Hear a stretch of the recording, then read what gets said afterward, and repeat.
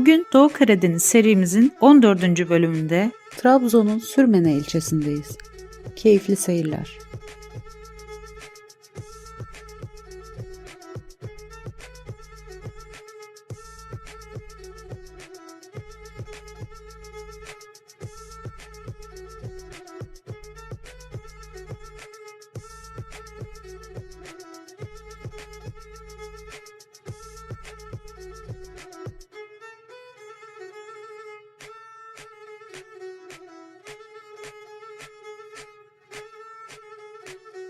Sürmene yaklaşık olarak Trabzon ve Rize illerinin tam ortasında, iki ile de yaklaşık olarak 35 kilometre mesafededir. Karadeniz sahil yolu kenarında yer almaktadır. Türkiye'nin çoğu yerinden Sürmene'ye otobüs firmalarıyla seyahat edilebilmektedir. Trabzon şehirler arası terminalinde inilmesi halinde, terminale 5 dakika mesafedeki şehirler arası yola çıkarak Sürmene dolmuşlarına veya Trabzon Belediyesi özel otobüslerine binerek yaklaşık 30 dakikada Sürmene'ye ulaşılabilmekte.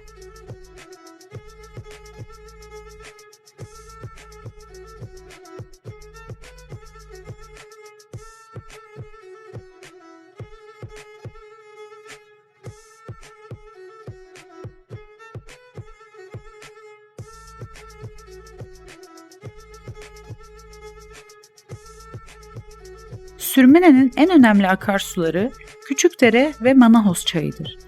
Bunların dışında Sürmene'de dağların denize paralel olması ve yağışlı iklimden dolayı küçük çapta birçok dere ilçeyi bölerek denize kavuşur. Sürmene, tipik Doğu Karadeniz kasabası özelliklerini coğrafyasını da gösterir. Sürmene'de Manahoz Çayı'nın yanında bulunan ve bugün fabrikalar bölgesi olan Kavaklık Ovası'nın dışında ova yoktur.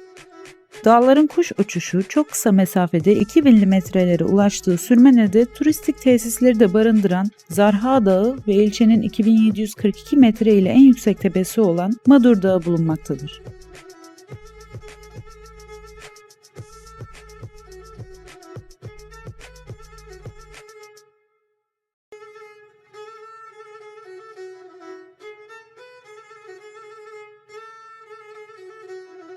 Doğu Karadeniz kıyı kuşağında yer alan Sürmene'de tipik bir Karadeniz iklim özellikleri yaşanır. Trabzon merkeze göre daha yağışlı olan Sürmene'de her mevsim bol yağışlı geçer. Kışları ılık, yazları serin geçen ilçede en çok yağış sonbaharda, en az yağış ilkbaharda görülür. Yağış miktarı 1500 milimetreyi bulur. Nem oranı oldukça fazla. Buna bağlı olarak bitki örtüsü oldukça yoğun. Topografik özellikler kısa mesafede sıcaklık ve yağış koşullarında değişmelere neden olur.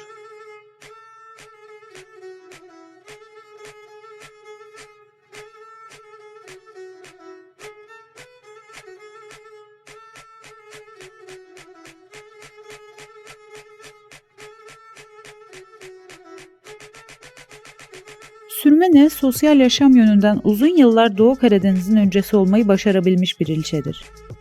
İlçe merkezinin nüfusunun 10.000'e yeni ulaştığı dönemlerde bile Sürmene'de 2 adet sinema salonu uzun yıllar hizmet verebilmiştir.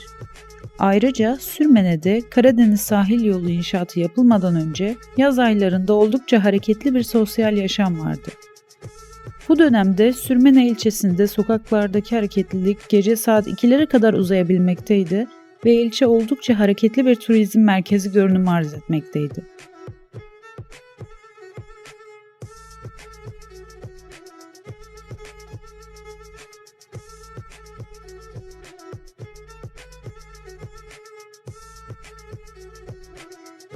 ...1995 yıllarında Sürmene merkezde başlayan ve bugün hala devam eden aşırı yapılaşma sonucu ilçe merkezi adeta büyük kentlerdeki plansızlıklarla karşı karşıya kalmış. Ayrıca uzun süren inşaat dönemleri, yazlıkçı olarak gurbetten gelen Sürmenelilerin inşaatların gürültüsüne maruz kalmaları ve bu yüzden de Sürmene'ye gelmekten vazgeçmeleri sonucunda Sürmene'de turizm gelirleri oldukça düşmüştür. Sürmene, bütün Karadeniz kentleri gibi yoğun bir şekilde göç hareketine sahne olmuş. Bugün için Sürmene'de yaşayan Sürmenelilerden daha fazlası başta İstanbul, Zonguldak ve Samsun olmak üzere Türkiye'nin ve dünyanın dört bir yanına yayılmış.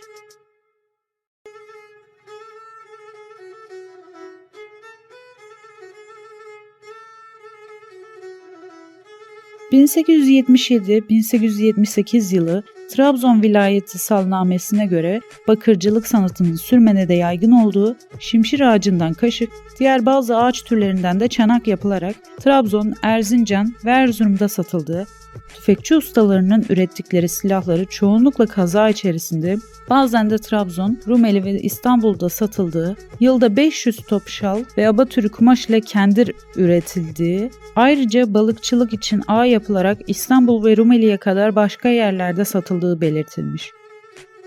20. yüzyıl başlarında kayık ve gemi yapımı Sürmene ekonomisinde önemli rol oynamaktaydı. 1906 yılında Trabzon Vilayet Salnamesi'nde Sürmene'de çeşitli büyüklükte 262 adet geminin, teknenin kaydedilmesi bunu doğrular niteliktedir. Anadolu'nun ilk ticaret odası, denizcilik, deniz ticareti ve tersanecilik ve kesercilikten kaynaklanan zengin bir ticari altyapıdan dolayı Sürmene ilçesinde 1903'te kurulmuş.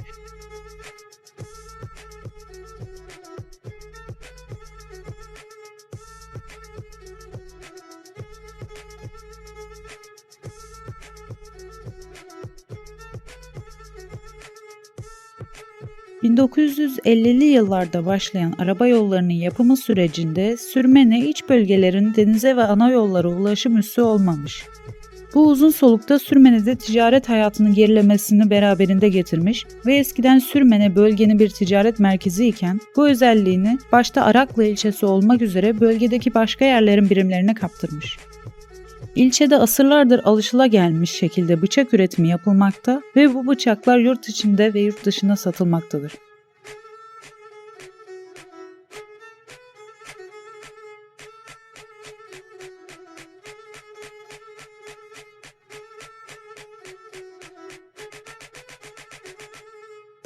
Gelelim tarihçesine.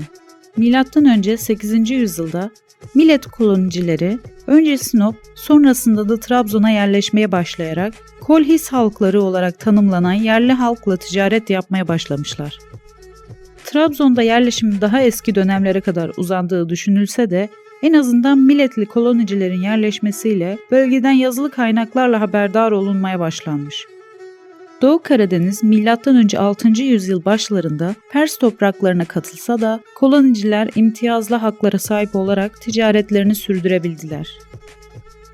Herodot, Pers İmparatoru 1. Serhas'ın günümüz Yunanistan topraklarına yaptığı sefer esnasında ordusunda yer alanlar arasında Trabzon bölgesinden Tiberenler, Makronlar ve Mosinikler gibi yerel halklardan olduğu bilgisini vermekte. Bir süre Mitridatis adlı bir Pers soylusu tarafından kurulan Pontus Krallığı topraklarında kalan Sürmene, sonrasında Roma topraklarına katıldı.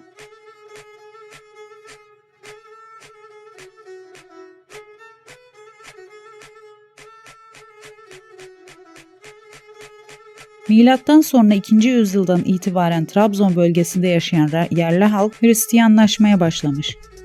1. Konstantin tarafından Hristiyanlık İmparatorluğun resmi dini ilan edilmesiyle de Trabzon'da piskoposluk kurulmuş.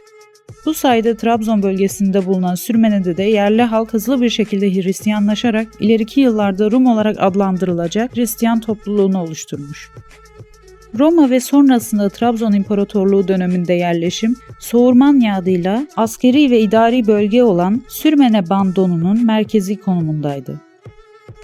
Limanı ve kervan yolu üzerinde olması dolayısıyla önemli bir konumda olan Sürmanya, 1458 yılında Halanik'te günümüzde Sürmene Zeytinli Mahallesi önemli bir pazar yeri olarak yeniden kurulmuş.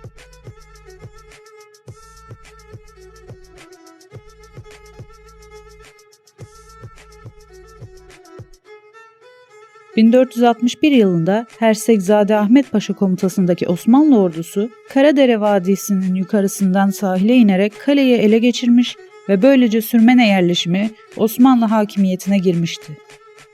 Trabzon'da aynı yıl içerisinde Osmanlı topraklarına katılmasıyla yerleşimde yeni kurulan Trabzon sancağının bir nahiyesi oldu. 1486 yılı tahririnde Sürmene'de devlet görevlisi asker hariç Müslüman nüfus bulunmamaktaydı. Bununla birlikte sürgün ya da kendi isteğiyle olmak üzere 1486 yılında 26, 1515 yılında da 9 hanenin Sürmene nahiyesinde yerleştirildiği görülmekte. Ayrıca Sürmene'den de Hristiyan 10 ailenin Giresun'a, 4 hanenin de Tirebolu'ya göç ettirildikleri de kayıtlarda belirtilmektedir. Yerleşimdeki Müslüman ve Hristiyan göçleri ilerleyen yıllarda da süregelmiş.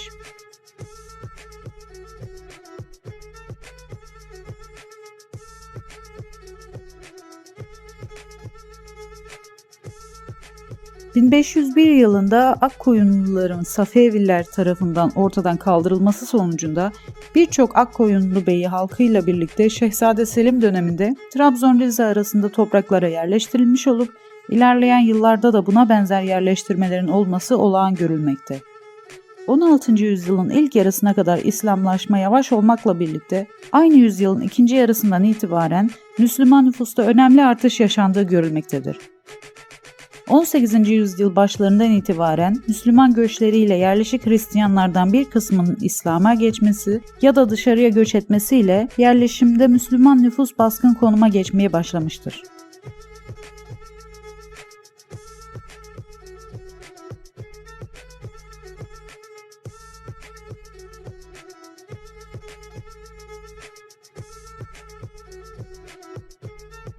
Bundan sonraki durağımız Trabzon'un Of ilçesi. Takip etmeyi unutmayın.